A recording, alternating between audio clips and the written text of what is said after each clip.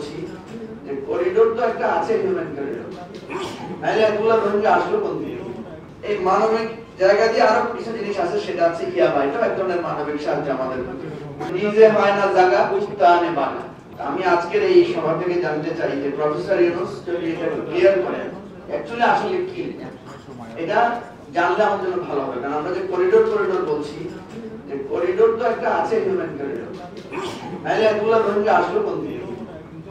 কারণ এটা তো হিউম্যান ট্রাফিকিং হয়েছে, একটা মানবিক কারণেই তো তারা আমাদের দেশে ঢুকেছে। কোন রাস্তা দিয়ে ঢুকলো, এই মানবিক দরকারটা তো কোন জায়গায় আছে। এই মানবিক জায়গা দিয়ে আরো কিছু জিনিস আছে, সেটা আছে ইয়াবা, এটা এক ধরনের মানবিক সাহায্য আমাদের।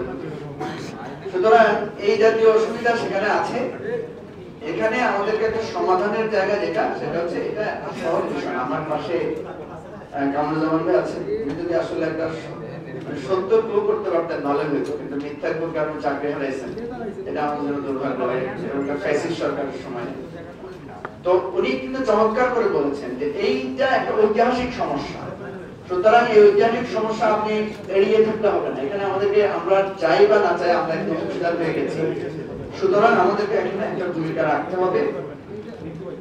কথা হচ্ছে যে ইউনাইটেড নেশনস এর এখানে একটা স্বার্থ আছে, পরাশক্তিগুলোর একটা স্বার্থ আছে। আমাদের স্বার্থটা কি? আমাদের স্বার্থ হচ্ছে এই রোহিঙ্গাদেরকে ফেরত পাঠানো। আমরা যদি এই হিউম্যান সাপোর্ট পাঠানোর উসিলায় রোহিঙ্গাদেরকে সেখানে পাঠাতে পারি, এটা আমাদের একটা বিরাট স্বার্থ। আমি আমার নির্বাচনের মনুষ্যদের দ্বিমত করছি যে আমরা আর একটা রোহিঙ্গাকে এখানে আমরা গ্রহণ করতে চাই না। কারণ এই দুইটা, আপনি জানেন যে আমরা কামিনী রায়ের একটা লেখা আমরা সবসময় পড়তাম, আপনারে লয়ে বিব্রত হইতে আসে নাই কেউ আপনি বলে, সকলের তরে সকলে আমরা প্রত্যেকে আমরা পরের তরে। এই কবিতার এই ছড়ার বা এই বাণীর মূল উদ্দেশ্য হচ্ছে আমরা উদার, আমাদের কাছে অনেক বিপদ আপদে মানুষ আমাদেরকে সাহায্য করে আমরা করি। কিন্তু আমাদের নোয়াখালীর ভাষায় একটা কথা আছে, খুব খারাপ কথাটা, নোয়াখালীরা যারা আছেন তারা ভালোটা বলে যে নিজে হয় না জায়গা উস্তানে বানা। এটা আপনারা যারা নোয়াখালীর যারা বুঝবেন, সবাই নিশ্চয়ই বুঝবেন না এটা। সন্দীপ ভাই ওখানে বুঝছেন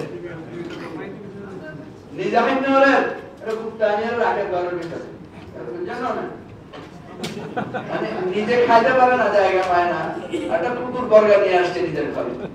তো আমাদের অবস্থাটা এই দুটার মাঝামাঝি করেই আমাদেরকে একটা সমাধানে পৌঁছাইতে হবে।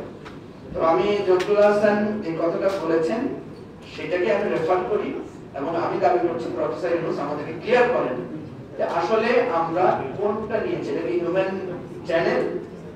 করিডোর তো অসম্ভব, যেটা হুমায়রা বলেছে যে করিডোর করতে হলে আপনাকে জান্তা সরকারকে এখানে ইনভলভ করতে হবে, এখানে আরাকান আর্মিকে ইনভলভ করতে হবে, বাংলাদেশকে ইনভলভ করতে হবে, এটা একটা চুক্তি হতে হবে। সুতরাং এখানে আমরা অযথা বিতর্ক বা সংখ্যা তৈরি না করে সঠিক জিনিসটা জানতে চাই এবং আমিও এখন সকলের ঐক্যবদ্ধতার মধ্য দিয়ে এই ব্যাপারটা সমাধান করব।